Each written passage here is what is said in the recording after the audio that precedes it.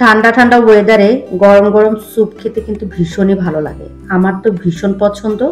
আপনাদের কার কার ভালো লাগে অবশ্যই কমেন্টে জানাবেন। তবে আমি আজকে মেকিং করে দেখাবো না, তবে আমি রেডি মিক্স স্যুপটাই একটুখানি প্রসেস করে নেব। তবে অনেকেই আছে রেডি মিক্স স্যুপটা শুধুমাত্র গরম পানিতেই গুলিয়ে দেন প্রসেস করে খায়। তো আমি একটুখানি এটাকে ফুটিয়ে দেন আর একটু ভিন্ন উপায়ে আমি এটাকে বানিয়ে খাবো। তো আমার কাছে মনে হয় যে এটা একটুখানি যতই রেডি মিক্স হোক, তারপর এটা একটুখানি যদি ফুটিয়ে খাওয়া হয় তাহলে মনে হয় আরো বেশি টেস্টটা ভালো আসে। তো হ্যালো, আসসালামু আলাইকুম। নতুন আরো একটি ব্লগে সবাইকে স্বাগতম জানাচ্ছি। আশা করছি সবাই খুব খুব ভালো আছেন।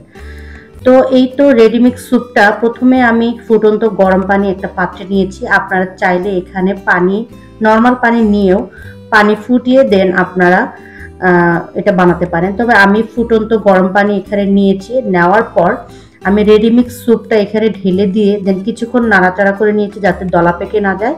তারপর এখানে আমি একটা ডিম দিয়েছি। ডিমটা দেওয়ার পর খুব ভালো করে নাড়তে হবে যাতে ডিমটা আপনার দলা পেকে না যায়। তো দলা পেকে গেলে কিন্তু দেখতে খারাপ লাগবে, খেতেও ভালো লাগবে না। ডিমটা পুরো স্যুপের ভিতরে একদম মানে মিশে যাবে না। তো আমি কিন্তু খুব ভালো করে মিক্সড করে নিয়েছি। তারপরেও হালকা পাতলা দলা, মানে হালকা একটা কি দুটো দলা ছিল, যেটা আমি মানে মিক্সড করতে পারিনি। কারণ হচ্ছে আমার রান্নাঘরের লাইট নেই।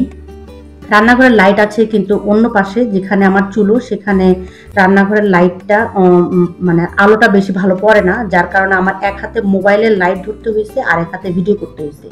তো এইভাবে আমি ঠিকমতো ভালো করে নাড়তে পারিনি। তবে আপনারা কিন্তু খুব ভালো করে নেড়ে নেবেন যাতে কোনো দলা পেকে না যায়।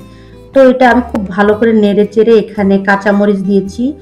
দেওয়ার পর সামান্য ধনিয়া পাতা দিয়েছি, দিয়ে দেন আমি এটা এখন আমার কিন্তু স্যুপ রেডি। আমি এখন এটা সার্ভ করছি এটা বাটিতে। তো আপনারা আপনাদের পছন্দ মতো যে কোনো কিছু দিয়ে আপনারা এটা গার্নিশিং করতে পারেন। তো আমি এটা আমার যে বাগানের যে ধনেপাতাটা ছিল সেই ধনেপাতাটা দিয়ে আমি গার্নিশিং করে নিয়েছি। আর এটা দেখতে এত বেশি সুন্দর হয়েছিল। আর গ্রেভিটা মানে এটার থিকনেসটা অনেক অনেক ঘন ছিল, অনেক বেশি বলতে ভালোই মোটামুটি ঘন ছিল। থিকনেসটা যদি ঘন হয় তখন খেতে বেশি ভালো লাগে।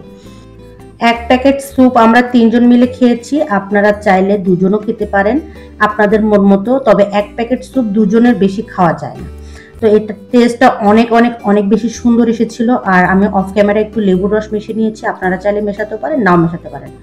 তো কেমন লাগলো ওভারঅল ভিডিওটা অবশ্যই কমেন্টে জানাবেন। যদি ফেসবুক থেকে দেখে থাকেন পেজটি ফলো করে পাশে থাকবেন, লাইক কমেন্ট শেয়ার করবেন। এবং যদি ইউটিউব থেকে দেখে থাকেন অবশ্যই চ্যানেলটি সাবস্ক্রাইব করবেন এবং কমেন্ট করবেন। আশা করছি সবার কাছে ভালো লেগেছে। আসসালামু আলাইকুম।